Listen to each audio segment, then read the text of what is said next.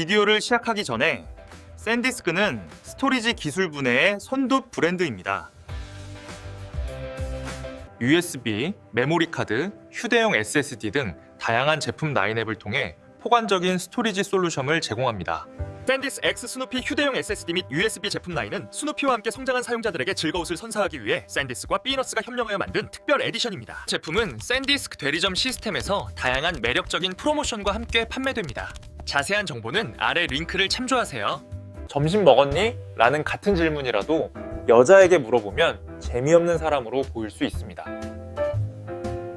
하지만 다이어트 중인 헬스 트레이너에게 물어보면 당신은 매우 사려 깊은 사람으로 여겨질 것입니다. 이번 영상에서는 여자에게 작업 걸 때 어색하지 않게 하는 방법과 같은 것들에 대해 이야기할 것입니다. 그런데 왜 슈가베이비나 올리팬스 모델들이 인스타그램에 사진을 자주 올려야 하는지에 대해서도요. 또는 왜 소셜미디어 논쟁이 무의미한지, 그리고 사람들이 자신의 가치와 완전히 반대되는 것을 어떻게 범입게 되는지에 대해서도요. 이것이 제목과 무슨 개념이 있는지 궁금하시다면 제가 말씀드릴 내용은 미디어 산업이 우리를 이끌기 위해 사용하는 이론들입니다. 이끄다는 긍정적인 단어이지만 더 부정적으로 표현하고 싶다면 조종하다 라는 단어를 사용할 수 있습니다.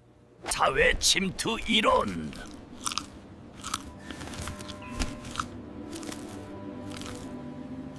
이 이론은 싱글들에게 적용될 수 있는데 질 높은 관계를 구축하는 방법을 알려주려기 때문입니다. 많은 남성들이 여자와 대화하는 데 설투고 이야기를 어떻게 이끌어갈지 몰랐기 때문에 이 이론이 필요하다고 생각합니다. 이 이론은 1973년에 이 두 분이 제안했으면 이분들에 따르면 사람들은 자신에 대해 이야기하면서 친해집니다. 즉, 처음에는 다른 사람에게 저는 리인이고 미디어를 전공합니다 와 같은 피상적인 것만 이야기합니다. 하지만 더 주해질수록 마감 기한을 놓쳐 3번이나 헤어졌어요와 같이 더 깊고 진솔한 이야기를 하게 됩니다. 이 과정을 설명하기 위해 두 저자는 인간을 양파에 비유했습니다. 갓 껍질은 전보의 층이며 우리가 누군가를 신뢰할 때마다 스스로 한 겹씩 버겨냅니다. 가장 바깥층은 이름, 나이, 직업, 취미와 같이 누구나 아는 것들입니다.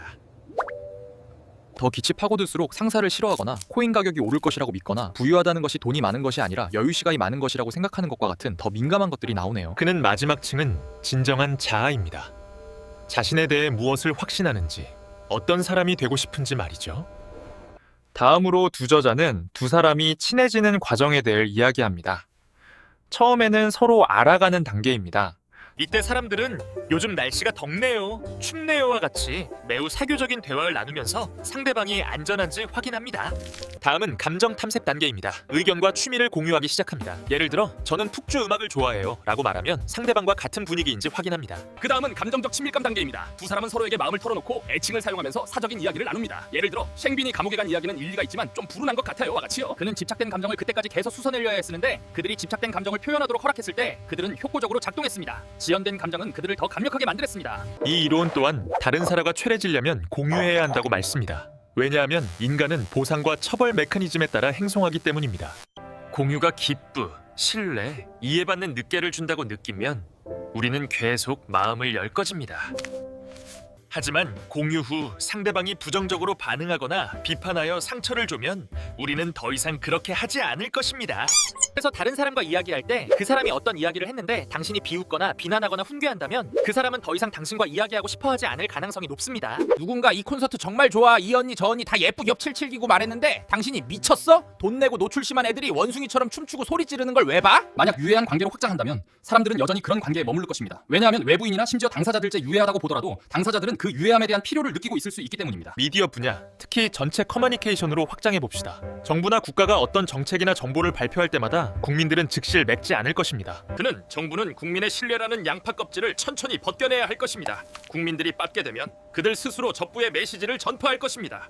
예를 들어 예전에 헬멧 착용 의무화가 있었는데 그 법이 처음 나왔을 때 많은 사람들이 반대했습니다. 하지만 홍보와 처벌을 병행함으로써 이제는 길에서 헬멧을 쓰지 않는 것이 오히려 어색해졌습니다. 요약하자면 누군가와 친해지고 싶다면 천천히 다가가야 합니다. 바로 깊은 대화를 시작하거나 다른 사람을 판단하지 마세요. 요즘 산업은 유지류를 원하는 추세입니다. 널리 사용되는 플래스텝 제품을 대체하기 위한 혁신적인 자료인 것입니다. 이 이론에 대해 알아야 할 두 가지가 있습니다. 첫째, 사람들이 공개적으로 논쟁하는 것을 왜 꺼리는지 설명하기 위해 탄생했습니다. 특히 우리의 의견이 다수와 다를 때 그렇습니다. 그리고 미디어에서는 목소리가 더 크고 지배적인 사람이 옳다고 여겨지며 객관적인 진리를 가진 사람이 아님일 수도 있다는 것을 어느 정도 추론할 수 있습니다. 그래서 온라인에서 논쟁할 때 가끔씩 이 사람이 팬이 더 많으니 내 말이 맞아 라고 주장하는 이유입니다. 침묵에 나선 이론에 대해 괴약해야 할 두 번째는 이 다이어그램입니다. 이것은 이렇게 생겨고 몇 가지 괴념을 설명해야 합니다. 첫째, 다수 의견은 대다수가 옳다고 생캡하는 의견입니다. 이것은 우리 대부분이 정통적이고 수용 가능하다고 생각하는 견해입니다. 예를 들어 준탄의 영화를 보는 것은 자신이 벌돈을 존중하지 않는다는 견해와 같습니다. 다음 개념은 소수 이견을 가진 사람들입니다. 이들은 다수와 다른 의견을 가진 사람들입니다. 이들은 자신의 의견이 여론과 다르다는 걸 깨닫아 알면 외롭고 고립감을 느낍니다. 예를 들어 다음 개념은 발언 의향입니다. 즉 자신의 생각을 말할 준비가 된 정도입니다. 나선형의 위쪽에 있을수록 발언 의향이 높습니다. 이때 개인의 의견이 다수 의견과 상당히 일치하기 때문입니다. 부분입니다. 하지만 아래로 내려갈수록 발언 의향은 줄어듭니다. 이때 개인의 의견이 다수 의견과 다르기 때문입니다. 그는 반대 의견을 표현하지 않는 사람이 많아질수록 그 여론은 더욱 널리 퍼지게 됩니다. 다음으로 이 이론의 핵심인 고립에 대한 두려움에 대해 이야기해 봅시다. 왜 인간은 고리되는 것을 두려워할까요? 인간의 생조박락을 보면 이 두려움을 설명할 수 있습니다. 원시 공사 사회, 그 시절에는 인간이 식량을 구하고 악인을 돌보고 맹수와 전증으로부터 세로를 보호하기, 왜냐하면 이것은 생명을 빼앗을 뿐만 아니라 그 사람의 정적 번식 능력까지 빼앗기 때문입니다. 그래서 공동체 속의 인간은 자신의 생각과 이견을 끊임없이 자체 검열하여 무리에 맞추는 육감을 그리고 이 이론에 대해 기억해야 할 세 번째는 인간은 고립을 매우 두려워한다는 것입니다. 고립은 지금과 같기 때문입니다. 불확실성 감소 이론.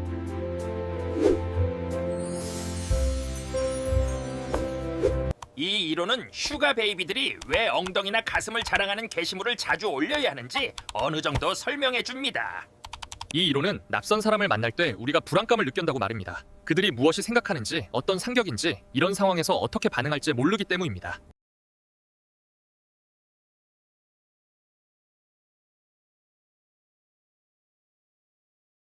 이것을 하는 세 가지 방법이 있습니다. 첫째, 멀리서 그 사람이 어떻게 행동하는지 관찰하는 것입니다. 둘째, 다른 사람에게 그 사람이 어떤지 물어보는 것입니다. 셋째, 직접 대화하여 그 사람이 어떤지 알아보는 것입니다. 그는 더 많이 알수록 상대방의 행동을 더 잘 예측할 수 있으며 불안감은 정참 줄어들 것입니다. 예를 들어 직장에 처음 출근하는 날에는 동료들이 서로 이야기하는 방식을 관찰할 것입니다. 동료들이 친근하다고 느끼면 긴장이 풀리고 더 쉽게 말을 걸 수 있을 것입니다. 또는 첫 데이트를 할 때도 상대방이 어떻게 생겨 끊는지, 어떤 음악을 듣고 어떤 영화를 보는지, 대화 방식은 어떤지 미리 페이스북을 염탐해야 합니다. 또는 새로운 파트너와 일할 때도 지인에게 물어보거나 구글의 회사 이름과 사기를 검색하여 이 회사가 어떻게 사업을 하는지 알아볼 것입니다. 이 모든 것은 불확실성을 줄이기 위한 것입니다. 이 이론은 판매에 상당히 많이 적용됩니다. 쇼핑할 때 누구나 비싸게 사거나 속아서 살까봐 두려워하기 때문입니다. 그래서 브랜드와 상점은 KOL을 고용하여 리뷰를 작성하게 하거나 마케팅 활동을 하거나 불만족 시 환불을 약속하거나 할부 계좌를 제공하는 등 고객을 안심시키기 위한 것입니다. 슈지어 슈가 베이비를 고용하거나 올리팬스 계정을 구매할 때도 그 사람들이 소셜미디어에 올리는 사진들은 고객들에게 이 사람을 고해하거나 저 사람을 구독해도 돈 낭비다 아니다. 정치에서도 마찬가지입니다. 예전에는 미국 대선 후보들이 왜 굳이 유권자들과 만나는 행사를 열어 돈을 낭비하는지 궁금했습니다. 답은 후보자들이 유권자들 앞에서 자주 몸을 드러내어 자신이 누구인지, 과거에 무엇을 했는지, 그리고 당선되면 무엇을 할 것인지 말하여 국민들의 신뢰를 얻기 위함입니다. 비록 공약들이 공한 약속일지라도 사람들을 벗게 만드는 데는 충분합니다. 이 이론에 대해 요약하자면 새로운 사람이나 현상을 만날 때마다 인간은 항상 두려움을 느끼고 그것을 이해하려고 노력한다는 것을 기억해야 합니다. 지능고 우위를 점하고 싶다면 자신에 대한 정확하고 충분한 정보를 상대방에게 제공해야 합니다. 하지만 이 이론에는 약점도 있습니다. 때로는 너무 많은 정보로 인해 혼란스럽고 정보가 일치하지 않으면 무엇이 옳고 그른지 알 수 없습니다. 또한 의제 설정 이론.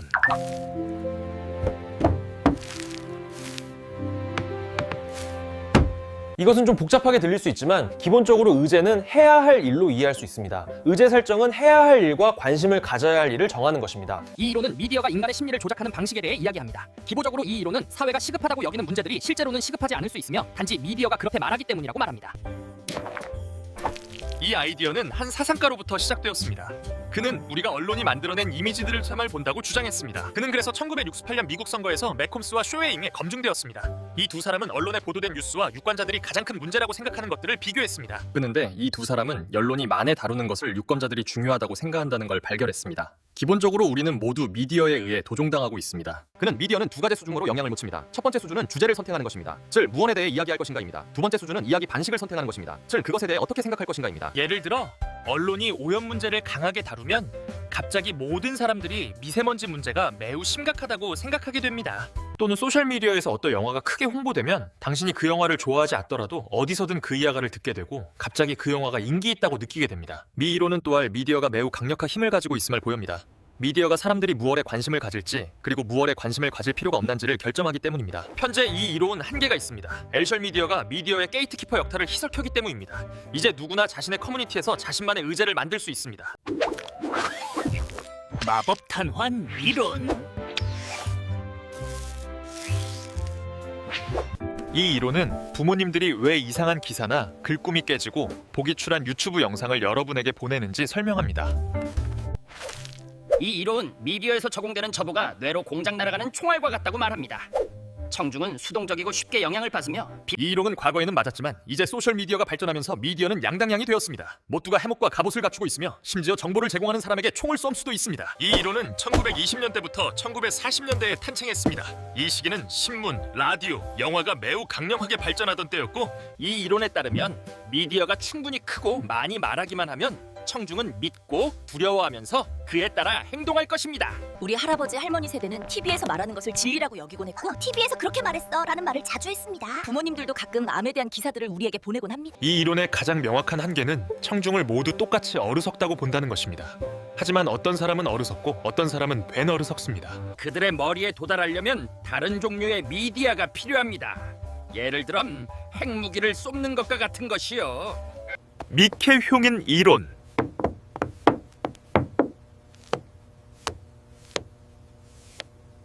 이 이론은 인간이 객관적으로 선택하는 데 능숙하지 않으며 목록에 불합리한 선택지를 하나만 추가해도 우리의 뇌는 자동으로 비교를 왜곡하여 판매자가 원하는 것을 선택하게 된다고 말합니다. 이 아이디어는 1980년대 MIT에서 증명되었습니다. 델 에리엘리는 두 가지 선택지가 있을 때 매력적이지 않은 선택지를 그 메커니즘은 매우 간단합니다. 인간은 상대적인 비교를 좋아하기 때문에 A와 B 두 가지 선택지 사이에서 고민할 때 B와 비슷 예를 들어 영화관에서 작은 팝콘은 50개, 중간 팝콘은 80개, 큰 팝콘은 85개에 팔면 하지만 그들의 진짜 목표는 당신에게 바로 그 큰 사이즈를 팔아야 하는 것입니다.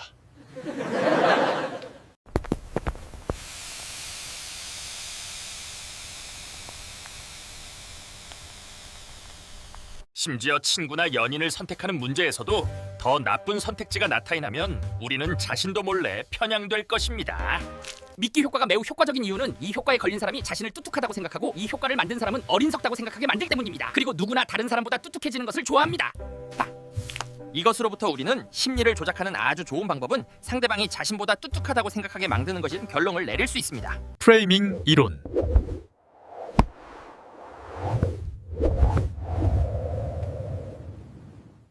이것은 마법 탄환 이론의 고급 버전이라고 생각합니다. 마법 탄환 이론이 더 이상 효과적이지 않을 때 사용됩니다. 톨떡권은 이 이론은 미디어가 시청자를 이끌기 위해 사건을 원하는 대로 편집할 수 있다고 말합니다. 미디어는 세 가지 주요 권한을 가집니다. 무엇을 그는 세 가지 권한이 겸합되어 동일한 사건을 완전히 다른 두 가지 이야기로 바꾸는다.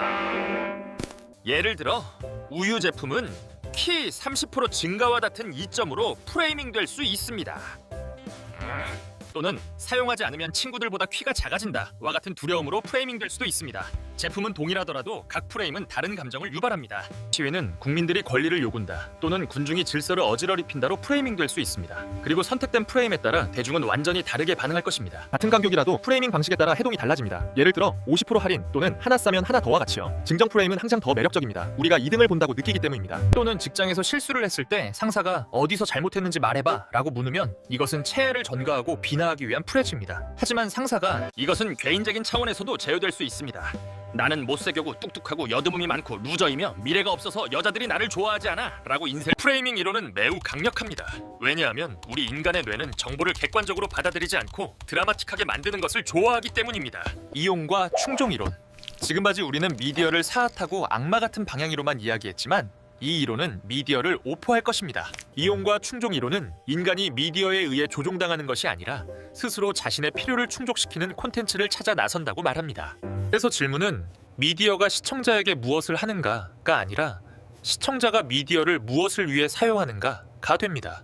이 이론에 따르면 인간에게는 5가지 주요 욕구가 있습니다. 정보 욕구, 즉 무슨 일이 일어나고 있는지 이해하려는 욕구, 스트레스를 줄이고 시간을 보내기 위한 오락 욕구. 예를 들어 우리는 오락을 위해 코미디 팅톡을 보고 정보를 얻기 위해 리뷰를 보고 자기 개발을 위해 자기 개발서를 읽고 연결되기 위해 페이스북 그룹에 가입하고 즉시 따라하기 위해 유튜브에서 튜토리얼 영상을 보고 이 모든 것은 이 이론이 나열한 욕구들과 일치합니다. 영화를 볼 때도 욕구에 따라 선택합니다. 예를 들어 스트레스를 푸기 위해 공포 영화를 보고 이 이론은 주요합니다. 왜냐하면 미디어가 필요와 일치하지 않으면 누구도 세매할 수 없다고 말하기 때문입니다.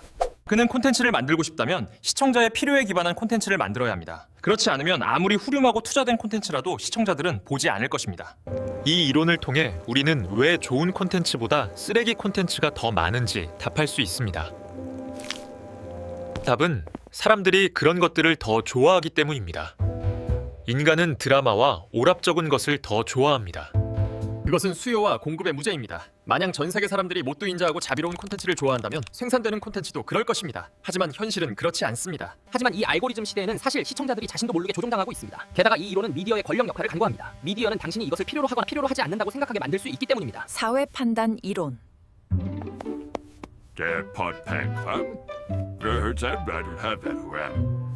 이 이론은 인간이 정보를 중립적으로 받아들이지 않고 먼저 자신의 기존 신념과 메시지를 비교한 다음 그것이 합리적인지 신뢰할 수 있는지 아니면 거부해야 하는지 결정한다고 말합니다.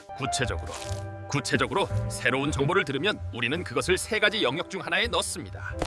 첫째, 수용 영역은 메시지. 우리가 그것을 어느 영역에 넣을지는 앵커 포인트라는 개념에 담려 있습니다. 즉, 어떤 문제에 대한 우리의 초기 신념입니다. 그리고 모든 새로운 정보는 이 앵커 포인트와 비교될 것입니다. 모든 정보가 앵커 포인트에 가까우면 우리는 쉽게 동의합니다. 하지만 너무 멀리 떨어져 있으면 우리는 마치 한 번도 반등해 본 적 없는 것처럼 온 힘을 다해 반등할 것입니다. 그래서 소셜 미디어에서 사람들이 사소한 주제로 격렬하게 논쟁하는 이유입니다. 이 이론에는 2가지 중요한 효과가 더 있습니다. 동화 효과는 정보가 약간 다르지만 우리가 그것을 왜곡하여 자신과 비슷하게 느끼는 것입니다. 그는 현재 상황을 바꾸고 싶어서 이겨왔는 것이지만 약간의 다른 이유로 그는 그것을 할 수 없습니다. 그는 고통스럽겠지만 어떻게 된지 즉시 결정해야 합니다. 그는 중립적일 첩보라도 비당에 대한 모든 좋은 것을 쇳게 거부할 것입니다. 탄수화물 성취를 줄여야 한다고 믿는 사람은 탄수화물을 지지하는 모든 주장은 무시하고 저탄수화물 식단과 운동에 대한 조언을 받아들일 것입니다. 이러한 조언이 원래의 신념에 더 가까운 것이기 때문입니다. 당신이 연인을 좋은 사람이라고 믿는다면 너무 부정적인 정보는 즉시 거부할 것입니다. 하지만 요즘 그가 좀 무심한 것 같아와 같은 작은 의견은 고려할 것입니다. 마케팅에서는 애플 팬들이 아이폰 리뷰를 더 쉽게 보지만 삼성 리뷰는 의실합니다. 하지만 아이폰은 좋고 삼성은 배터리가 오래간다와 같은 내용은 쉽게 받아들일 것입니다. 이런 식이죠. 이 이론은 설득이 가장 강력하고 큰 목소리로 메시지를 전달하는 것이 아니라 사람들이 받아들일 수 있는 영역에 있는 메시지를 전달하고 앵커 포인트를 조금씩 움직여 사람들을 설득하는 것임을 보여주기 때문에 상당히 한 번의 대화로 A에서 Z로 건너뛰는 것이 아닙니다. 또한 논쟁할 때 왜 더 많이 논쟁할수록 상대방을 설득할 수 없는지 설명합니다. 상대방의 관점을 좀 지지한 다음 점차적으로 그들을 자신의 편으로 끌어들여야 합니다. 메시지가 극단적일수록 거부 영역에 더 깊이 빠져들어 상대방을 더욱 완고하고 극단적으로 만들기 때문입니다. 이것이 미디어에 대한 머든 이론입니다. 다음으로 어떤 주제에 대해 다루기를 원하시는지 아래에 댓글을 남겨주세요. 저는 무유배입니다. 어떤 영상도 놓치지 않도록 구독하는 것을 잊지 마세요. 안녕히 계세요.